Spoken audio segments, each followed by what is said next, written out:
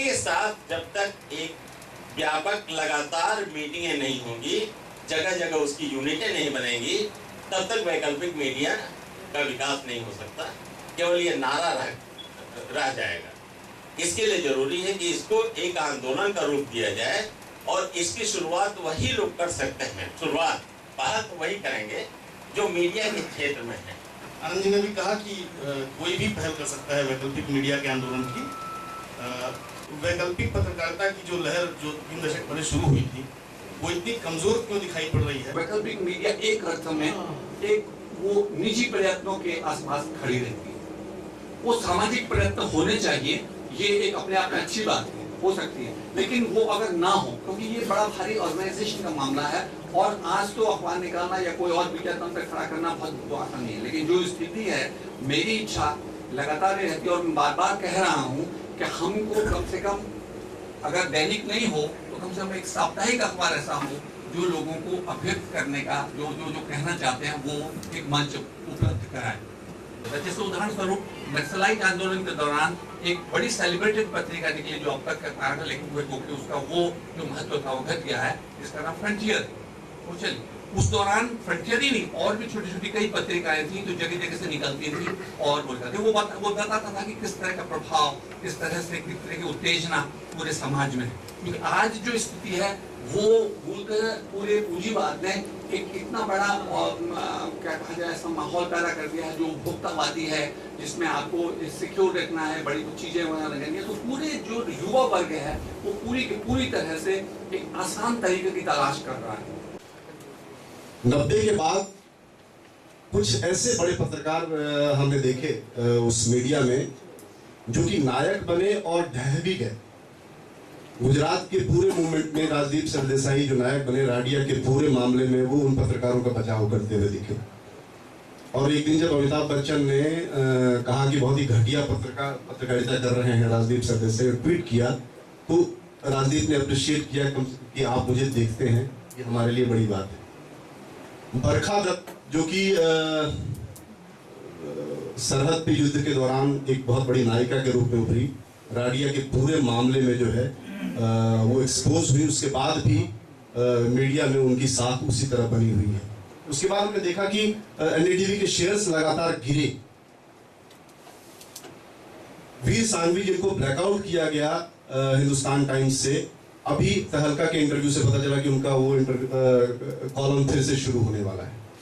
तो जिस मीडिया में आप कह रहे हैं कि अपने को बनाए रखते हुए वैकल्पिक मीडिया की तलाश कीजिए, उस मीडिया का पूरा खेल हमारे सामने मतलब आप देख रहे हैं कैसे कैसे हो रहा है। उसी राडिया मामले में एक हमारे पत्रकार मित्र प्रतिरोध की सबसे बड़ी भूमिका में थे, आज वो उसी कॉर्पोरेट मीडिया के दरवाजे में घुस गए। तो मेरे कहने का मतलब है कि वैकल्पिक मीडिया की तलाश उस फॉर्म में मत कीजिए जिस फॉर्म में आप लोग 30 साल से कर रहे हैं। दो की रोशनी आपको वहां से लेनी होगी जहां इस्राइल गाजा पर हमले करता है और पूरा गाजा अंधेरे में डूबा रहता है, और वहां से एक लड़की जो है ब्लॉग लिख के कहती है कि हमारी जिंदगी अंधेरे में है। पूरे अरब में जो जहां मीडिया पे सेंसर है, न्यू मीडिया बता रहा है पूरी दुनिया को कि पूरे अरब में क्या हो रहा है। मुझे मतलब बहुत ताज्जुब है कि जब आप नए फॉर्म की बात कर रहे हैं, किसी ने न्यू मीडिया में वैकल्पिक मीडिया की संभावनाओं को तलाशने की बात नहीं। आप कोऑपरेटिव की बात कर रहे हैं, बहुत तरह की बात कर रहे हैं। आप 30 सालों में कोऑपरेटिव क्यों नहीं खड़ा कर सके? कागज में, प्रिंटिंग में, बहुत सारी चीजों में उसी तरीके से पैसे खर्च होते हैं जिस तरीके से बड़े बड़े कॉर्पोरेट अखबारों के लिए मतलब खर्चे का मामला है।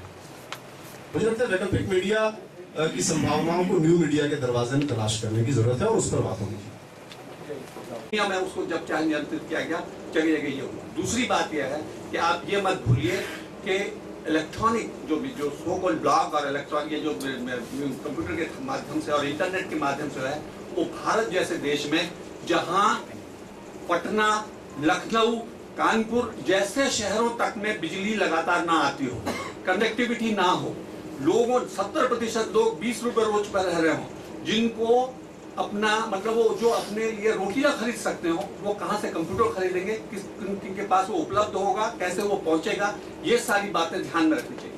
तीसरी बात यह है कि ये जो ब्लॉग हैं ये मूलतः एक तरह के मंच हैं, अराचक मंच हैं। जिसमें कोई भी कुछ बात लगातार कहता चला जाता है और कहता चला जाएगा।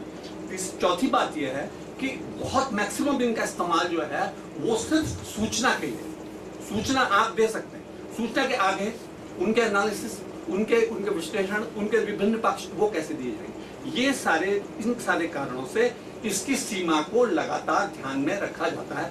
इसीलिए हमने उन पर ज्यादा बात नहीं करी। ये वाकई मीडिया है, ये कुछ लोग इसके नए प्रवक्ता हैं और वो लगातार उसमें अपना हाथ आजमाते हैं, वो अपना लगातार कर रहे हैं, इसमें कोई शक नहीं है, वो दिखाई दे रहा है। लेकिन वो लोग कहां से आए हैं, क्योंकि ऐसा भी नहीं होना चाहिए कि आप एक असफल पत्रकार हो या आपको और जगह ना मिले तो इस तरह की उसमें लगाएं और लगातार उसी के तहत आप अपनी बात कहें। ये नहीं होना, दिखाया जाना चाहिए कि जिस बड़े समाज में हम पहुंचते हैं, जिनको हमको दृष्टि देनी है, छोटे मीडिया जो वैकल्पिक मीडिया है जिसके संदर्भ में हम चीजों को देखते हैं, वो ये है कि हम किस तरह से लोगों को दृष्टि देते हैं। एक 2000 के आसपास जब मोबाइल आया था तो वो एक 2000 से पहले आया था, वो एक स्टेटस सिंबल था, वो क्लास की चीज थी।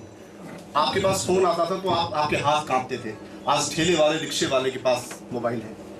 अब टेलीकॉम कंपनियों में इस बात की होड़ है कि कैसे बहुत साधारण से साधारण मोबाइल में हम इंटरनेट की सुविधा दें, और टोटा करके जब लोग SMS करना सीख गए हैं तो लोग इंटरनेट का इस्तेमाल भी करना सीख जाएंगे मोबाइल पे। गांव में बिजली नहीं हो लेकिन चार्जर लेकर लोग मोबाइल चार्ज कर रहे हैं। मुझे लगता है कि उसको इतना रिड्यूस करके देखने की जरूरत नहीं है।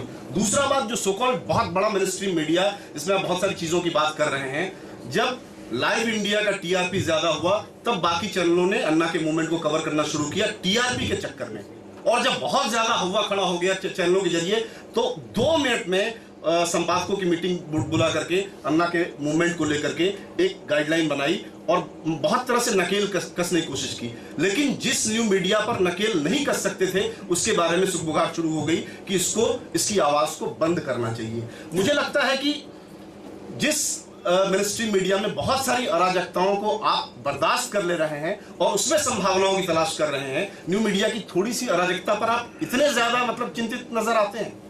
मुझे लगता है कि ये बहुत ही देखिए, आप याद रखिए कि इंटरनेट तो फ्री नहीं होता, कहीं भी हो जाएगा। वो चाहे मोबाइल में जाएगा या चाहे और कोई तरीके से आएगा, वो फ्री नहीं आएगा। हमारी आवाज और हमारे शब्द तो फ्री होंगे। मीडिया में संभावनाओं की बात और चुनौतियों की बात इसलिए कर रहे हैं क्योंकि ज्यादा से ज्यादा आवाजों को हम शामिल कर सके, और हमारा मेनस्ट्रीम मीडिया और हमारे समय के वैकल्पिक मीडिया में बहुत ज्यादा आवाजों को हम कवर नहीं कर सकते। न्यू मीडिया एक अंतिम रास्ता है जिसमें 7 अरब की जनता 7 अरब तरीके से अपनी बात रख सकती। उस शोर को आपको बर्दाश्त करना होगा, उसकी आवाज को आपको सुनना होगा। अब मैं नहीं कहूँगा। श्रमजीवी पत्रकार संघ ने एक नारा दे रखा था उन दिनों कि पत्रकारिता को डीलिंग करना चाहिए मालिकों के प्रभाव से। मेरे मन में यह सवाल है कि वो नारा क्यों धीरे धीरे समाप्त हो गया, और पत्रकारों के बीच से उस नारे को लेकर के भारत के संविधान की सीमा में वैसी व्यवस्था कराए जाने की जो शुरुआत हो सकती थी वो क्यों नहीं हो पाई।